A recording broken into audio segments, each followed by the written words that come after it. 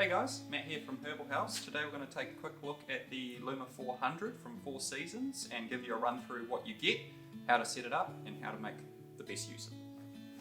So what you can expect out of the box is a, obviously, LUMA 400 LED rated to 100 watts consumption. 4 individual hangers, they come in a pack of 2 per pack. The waterproof power cable, some literature for getting it up and running, a thank you card and a 2-year warranty card. Just to reinforce that these are covered by a 2-year warranty and you've got nothing to worry about. The LED Growers Guide will cover essential tips such as optimum PPFD for different stages of growth and different running heights and setup installations. So what we'll do is a quick run through on simply piecing the panel together and some of the main features. So here with the LUMA 400, the key items to pay attention to is the new series of 90-degree lenses that these feature. They do have an inbuilt diffuser. Studies pretty much showed that the plants were preferring a lot more spread across the plant rather than a laser beam of intensity. So these are designed to pretty much spread the light around the grow space a little easier for your plants to absorb. Now, be aware that these can be removed for cleaning if you need to. They can also be removed if you're restricted in height and the panel has to sit very close to the plants. This will help spread the light around a little bit, but the main reason is these can be removed if you need to. So we'll run through pulling those off and explain the cob soon, but another key feature here is the dimmer on the front face of the panel next to the power cable. This will simply allow you to vary the intensity of the panel from 0 to 100 watts, the main reason being that your plants don't always need the full power. So for vegetative growth, we typically recommend running the panel around around half power. And for vegetative growth, that's something along the lines of clones or cuttings, we typically recommend around quarter throttle on the power there. So pretty much just enough intensity to keep them happy without them falling over. Now, on the back side of the panel here, you'll see we've got the passive cooling heat sinks. These are flush with the panel to allow you to squeeze a little more out of the panel if you need height. And the main reason with these is they run completely silent. They do get warm to the touch, be aware of that, but that's totally normal. They are designed to do that and keep the panel running at an optimum temperature. So what we'll do is we'll run through removing the lens and just showing you what the chip is like underneath. So what you'll see holding the lens down is simply these 4 little screws here. We recommend using a Phillips head, and to be honest, if you have power tools, it is going to make things a little bit faster. It can be a bit tedious with hand tools, but all we're going to do is just gently back out all 4 screws.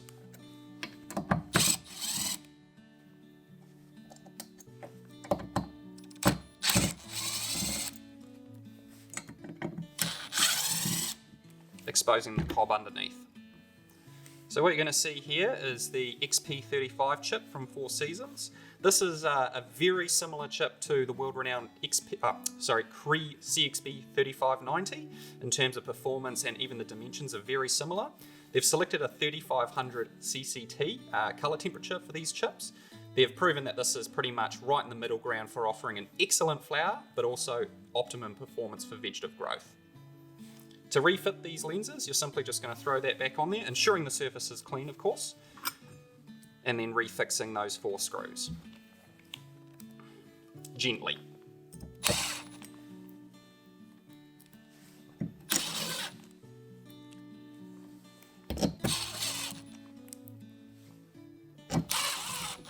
Easy as that.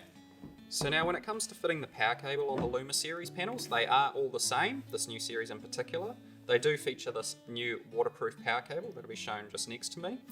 The idea is this cable can be tightened on to have a waterproof seal, and the main thing is that this cable can only go in one direction to keep the polarity of the wires correct.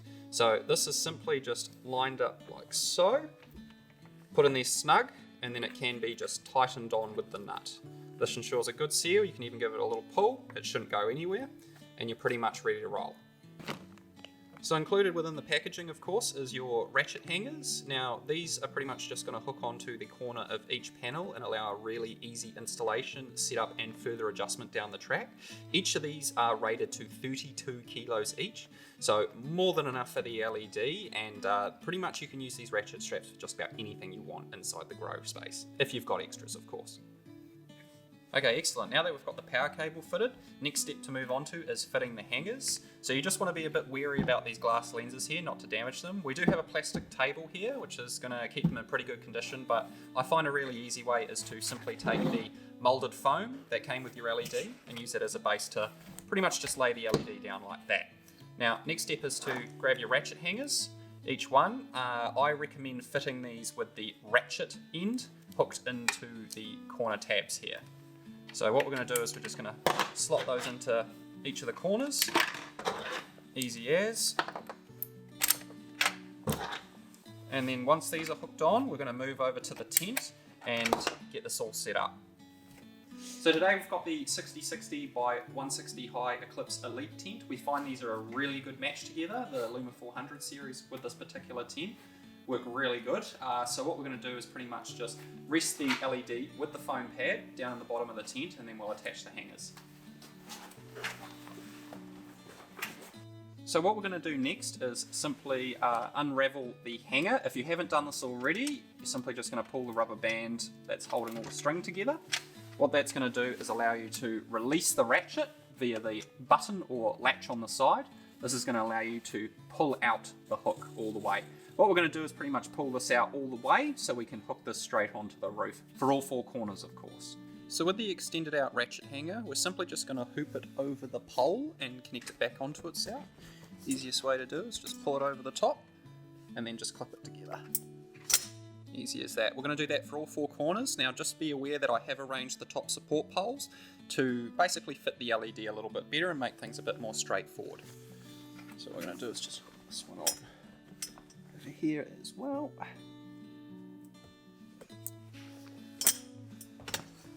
That's 2 points, and then I'll go over and I'll do the other side. So as you'll see here, the upper support pole is parallel to the one we just put those hangers on. This is simply to mimic the way the hangers are laid out on the LED. So what I'm going to do is just hook on the final clips for this. This one, slide it to the back. This is the last one. What we'll do is we'll show you how you adjust from there and set your LED up. So now that we've got the upper hooks connected, what we're going to do is just take the slack out of these ratchets, simply by just pulling on the loose end here. And all we're trying to do is just take some of the slack out so it's pulled up right. Now we're going to do this for all four corners. Easy as that. And this is pretty much getting it ready so we can just lift straight from here. Now I find, seeing as we're working around a camera today, what we're going to do is just simply take all four, take the tension, and we're basically just going to pull from there. It's not going to go up as even as it should, but it is going to get there in the end. So watch as I just lift this up. Right, so what we've done is we've just lifted it to an appropriate height. Now, height will depend on the plants you're growing and how tall they are. We recommend to aim for around 45 centimetres above the canopy as pretty much a rule of thumb. So what we're going to do here is just level the panel out. As you can see, it is not sitting level at all, just by tweaking each hanger up bit by bit to get it appropriately level.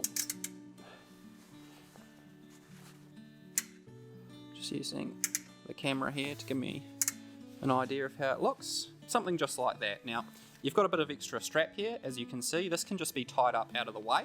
The idea is you want to have these pretty much accessible in case you just need to loosen and lower the LED or lift it up. The idea is to have it as versatile as possible. Right, so an easy way to get these straps out of the way is to simply use a zip tie or some string or a twist wire to pretty much just bundle these up and tie them out of the way. For display purposes though, I kind of like to make it look reasonably nice. Well, at least I like to think it looks good in the showroom out front of the warehouse, and simply all I do is feed them and loop them around, and then I just essentially, I'm just wrapping this around as much as possible. And the idea being that the tension from this being wrapped around is going to keep the string taut, but don't get me wrong, you'd only do this if you don't plan to move the light very often, because it's a little bit tedious and it takes a wee while to do, especially on each one, but I think it looks pretty good.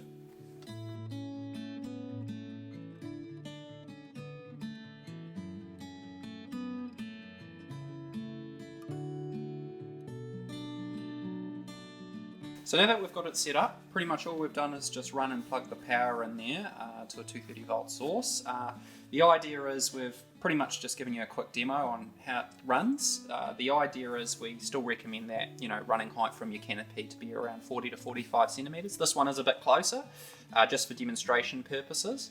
This is our fine specimen of a tomato we've been growing in the showroom, so we thought we'd just throw this in here and use it as a quick example. So what we'll do is get the Apogee palm meter that we have here and just give you a quick bit of insight into the dimmer control and what you can expect to see from it. So what we're going to do is we're just going to crank this on and then we're going to wind it up to full power. And we'll give you a quick reading at what we're seeing at the canopy, just to give you reference. So there, from a 100 watt panel, we're seeing 720 UMols per second there. So that's more than enough for what we'd expect to see for a plant that's still in its vegetative state. In fact, this is in the territory of what you'd expect to see when you're flowering. The idea is, for these particular plants, we would recommend growing your plants in a horizontal manner, not with a peak, because what happens if your plant grows very tall, you have to lift the light further away, and that just basically doesn't offer enough light to the bottom stage. So we recommend growing your plants as flat as possible. Sea of green method, or scrog method as it's referred to. This will allow you to keep the light nice and close and really maximize on what the wattage is emitting from the panel. So what we'll do is we'll just set this here. Now, not everyone has a palm meter, of course, so that's why we sort of set a rule of thumb of about 45 centimeters. But with these little 100 watt panels, you can probably squeeze them a little bit closer. We just recommend to be cautious about it because you can give them too much light. It is definitely a problem. So for here, what we're going to do, we've got about 700. I'm aiming for around 300 for vegetative growth. So I'm just going to dial this back very slowly. There we go. So that's pretty much right on 300 there for the canopy. Now that's enough for the plant to be well satisfied during its veg growth. And as it progresses and gets ready for flowering, we're going to gradually increase that. Another option is if you want to reduce the intensity, you can simply lift the light higher. This will allow you to have the dimmer setting at a higher point, which is obviously going to consume more power, but it will add more heat to the grow space. This time of the year, it's pretty darn cold, so we recommend having as much heat as possible to keep your plants happy, because too cold doesn't work. So in this case, you can run it nice and high and simply lift your LED higher to maintain a bit of heat and manage the intensity on the canopy level. But for a lot of people, when they start to run out of space, you will simply end up with that LED quite close and just simply dimming it down. But pretty much that's a quick insight into how this little 100 watt unit operates and how it fills out this 60 by 160 tent quite nicely. And to be honest, it's a pretty good match for those who are looking for a relatively cheap setup that's not going to cost them bugger all for running costs and a very easy to maintain grow tent. So as you can see, this is the LUMA 400 we've just set up, which we have the one right here. Now I'll just quickly run through the differences in the LUMA series here. The one we've just set up, of course, is the LUMA 400, 100 watts consumption, and it's efficient for about a 60 by 60 flowering space. You can squeeze it up to an 80 by 80 if you're looking to vegetate. The LUMA 800 here is good for a 80 by 80 flowering space and up to a metre by metre vegetative space. Now this is consuming 200 watts. The LUMA 1200 here consumes 300 watts and that's sufficient for about a metre by metre flowering and up to 1.2 by 1.2 vegetative space. The LUMA 400 is offered at $299, the LUMA 800 at $499 and the LUMA 1200 at $690. All products include a 2-year warranty and free delivery. If you have any questions, feel free to give us a call or reach us at herbals.co.nz.